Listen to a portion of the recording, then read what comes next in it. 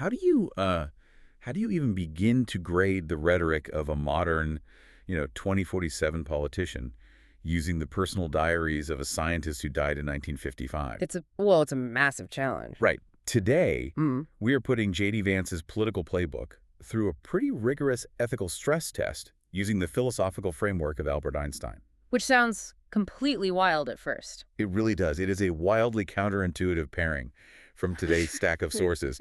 But, for you listening, it reveals something just really fascinating about how public language actually operates. Yeah, it's definitely an unconventional approach, but our sources, which they range from media fact checks by CBS, CNN, PolitiFact, and ABC News to, government records and historical archives of Einstein's essays, they actually make a really compelling case for doing this. And we should clarify right up front for you listening, we aren't doing a policy debate today, right? We're not endorsing anyone. No, not at all. We are doing a strictly analytical breakdown of political language.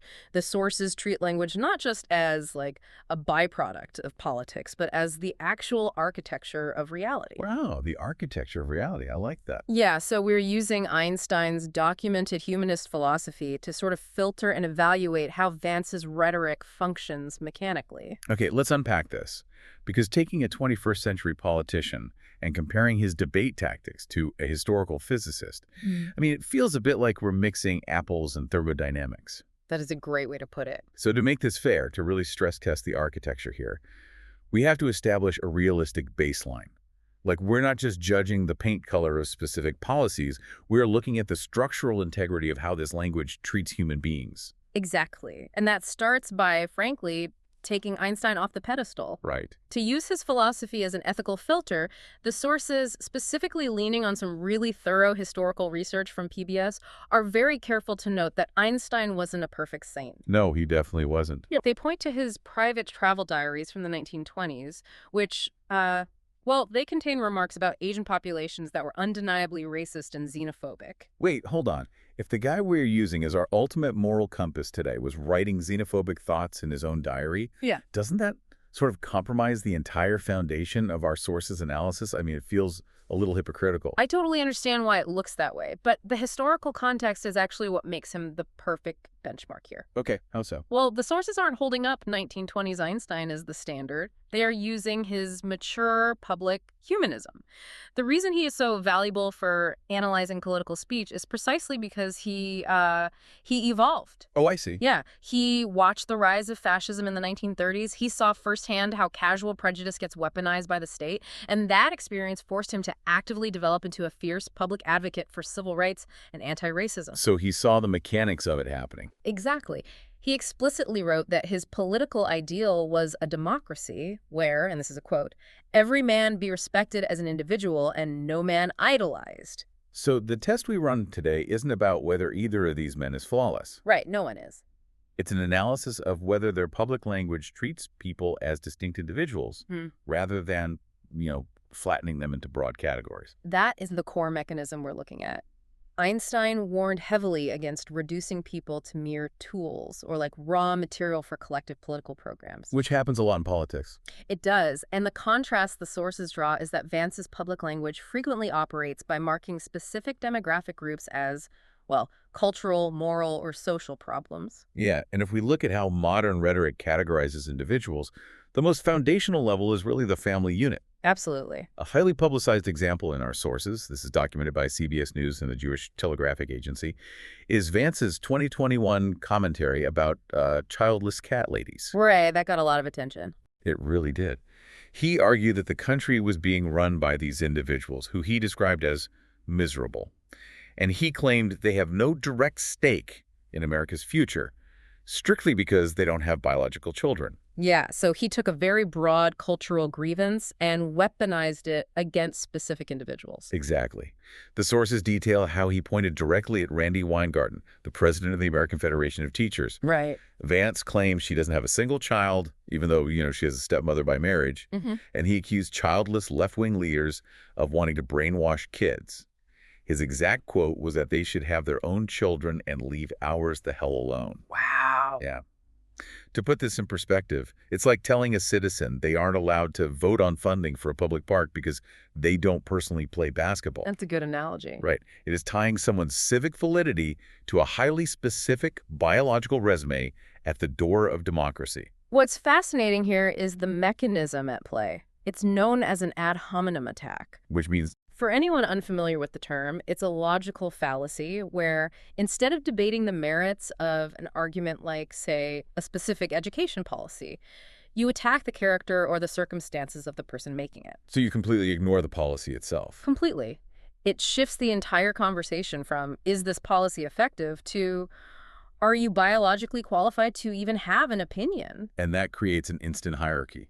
It really does. It sets up a reality where biological parents are the only legitimate stakeholders, and everyone else, whether they are single or struggling with fertility, adoptive parents, or lifelong educators, is categorized as deficient or, worse, a literal threat. Right. If we filter this through Einstein's philosophy from his essay, The World as I See It, which is housed in the Niels Bohr Library and Archives, the clash is pretty jarring. I can imagine. What did he say? Well, Einstein believed the intrinsic value of human life lies in the creative, sentient individual. He argued that humans exist for other people, bound by a shared sense of community. So it's not about biological checkboxes. Exactly. It's regardless of whether they fit a specific biological or national mold. So, under Einstein's framework, your investment in society's future isn't proven by a birth certificate.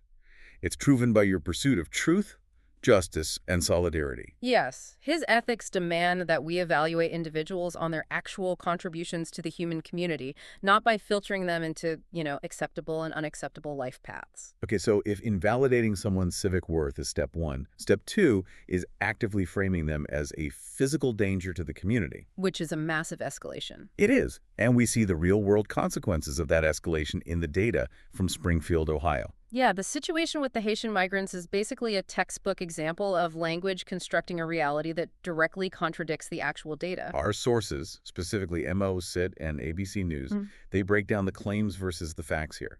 Vance took to social media and stated that illegal immigrants were causing chaos and spreading diseases. Right. The narrative painted was that Springfield was being devastated by 20,000 migrants, and that communicable diseases like TB and HIV had skyrocketed.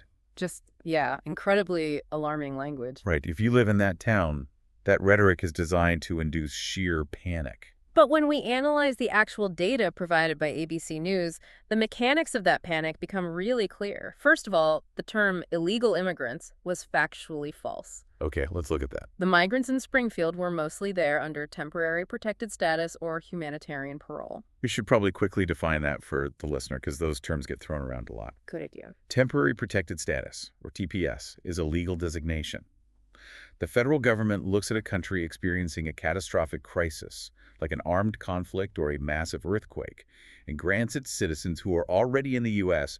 temporary legal standing to live and work safely. Right. And it requires intense vetting. This wasn't just some, media technicality. It was confirmed by the Republican governor of Ohio, Mike DeWine, who stated publicly that these individuals were there legally to fill labor shortages. So the whole foundation of the claim was legally inaccurate. But what about the skyrocketing diseases? Also, completely unsubstantiated by the local health departments. Really? Yeah. Data for Clark County showed that infectious diseases actually declined between 2022 and 2023. Wait, they declined?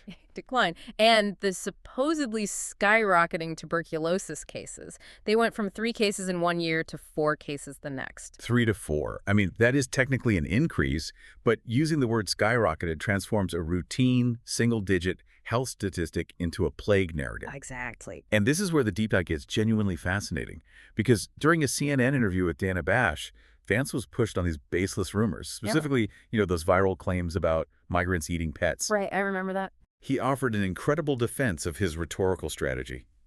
He said, and I quote, "If I have to create stories so that the American media actually pays attention to the suffering of the American people, then that's what I'm going to do." The phrase "create stories" is just the pivotal moment in our ethical stress test today. I'm going to push back on the sources here for a second, though.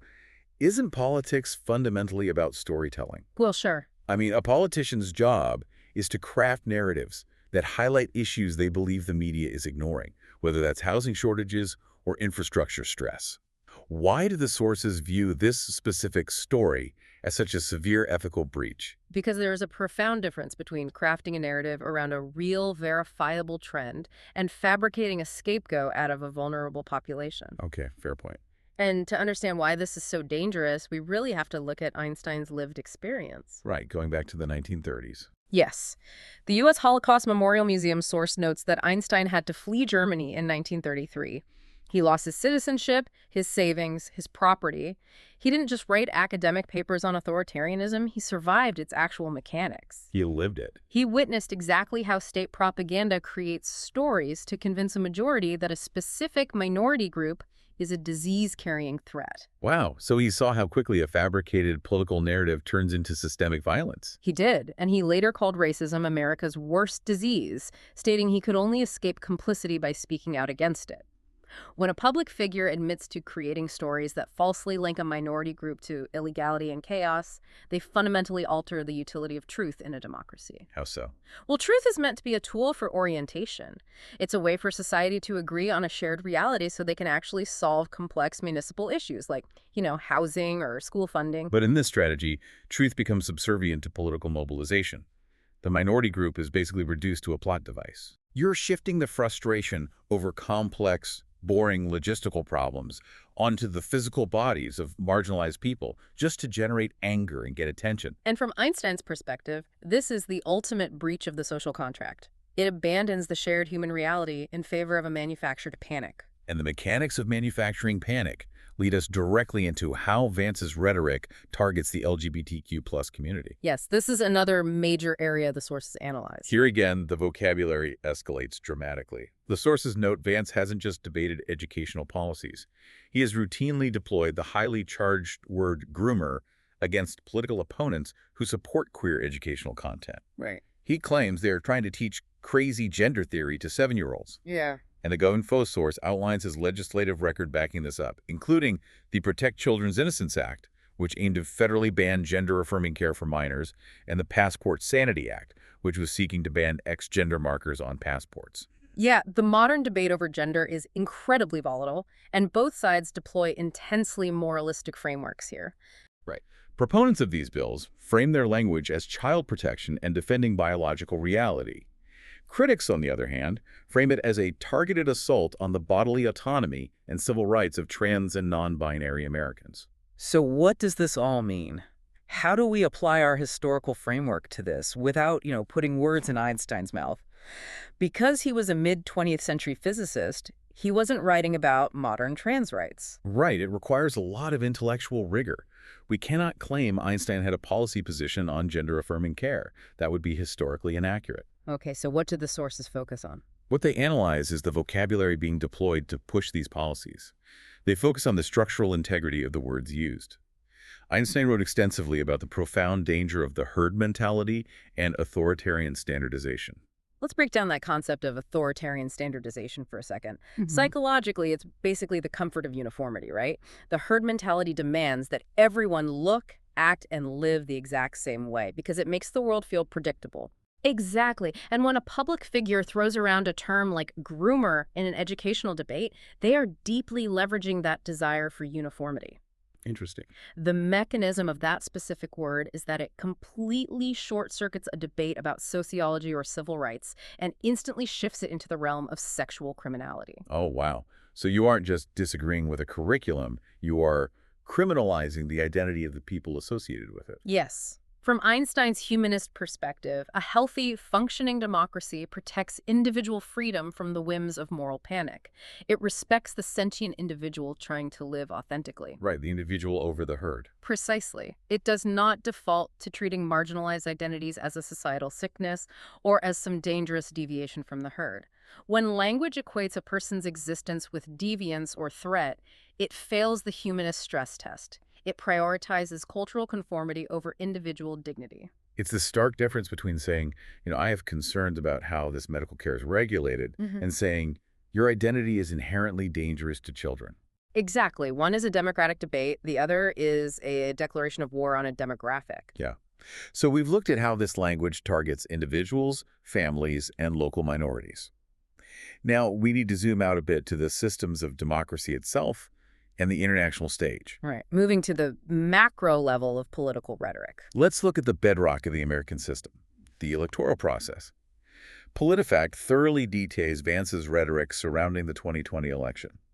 They document his claims that Trump didn't lose despite the certified 306 to 232 electoral vote count. Right. And they note his stated willingness to have accepted alternative slates of electors had he been vice president. Expanding that worldview internationally, the sources highlight his statement regarding the war in Ukraine, where he essentially said he doesn't really care what happens to Ukraine one way or another, prioritizing the U.S.-Mexico border instead. Yeah, it's a very specific worldview. To use a different analogy here, it's like building a massive fortress. Loyalty is to the leader inside the walls, and anyone outside the walls is just totally irrelevant. That narrowing of focus raises a really profound question about what democracy actually requires to survive. Yeah. And Einstein's framework is incredibly sharp on this issue because he was fiercely anti-nationalist. Having watched extreme nationalism and militarism physically destroy the European continent, he actually called extreme patriotism loathsome nonsense. Wow. Calling patriotism loathsome nonsense is a heavy statement. It was born of deep trauma and observation. The National Archives and the Atomic Heritage Foundation detail the Russell-Einstein Manifesto, which provides some vital context here. Oh, what's that? So in 1955, at the height of the Cold War, Bertrand Russell and Albert Einstein organized the world's top scientists. Their message was incredibly blunt. If we continue acting as separate, competing national tribes, we will annihilate ourselves with nuclear weapons. They saw the writing on the wall. They did.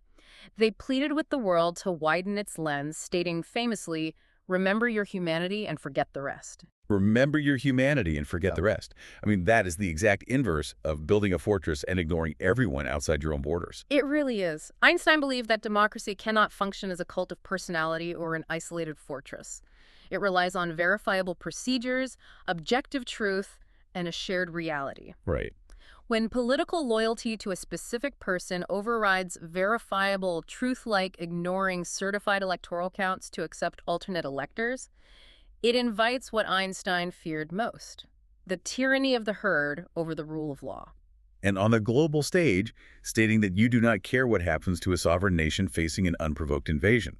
I mean, that isn't just a pivot in foreign policy priorities. No, from the Einsteinian perspective, it represents a dangerous narrowing of the moral horizon. It is a refusal to see the shared humanity of those outside your immediate national borders.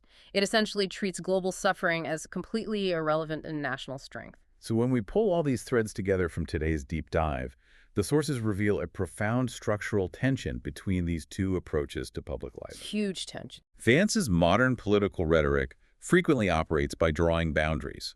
It mobilizes political support through the mechanism of division, It's parents versus the childless, the legal citizens versus the illegal migrants, the righteous herd versus the deviant outlier. Right. It uses language as a tool to categorize, isolate, and conquer. Exactly. And on the other side, you have Einstein's ethic, forged in the fires of escaping 20th century fascism.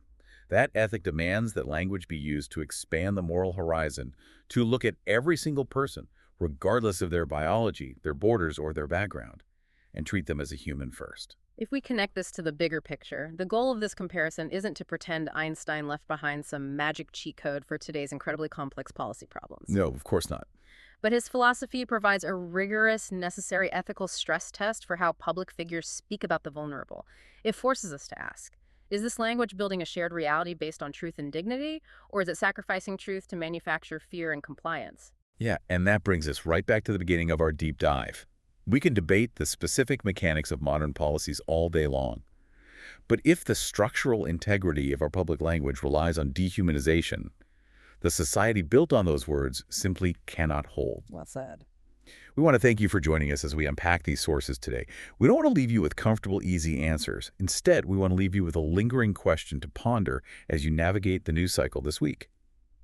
If a society becomes conditioned to accept created stories as a valid, even clever, political strategy, what happens to the citizens whose actual lived reality contradicts the story the herd wants to hear?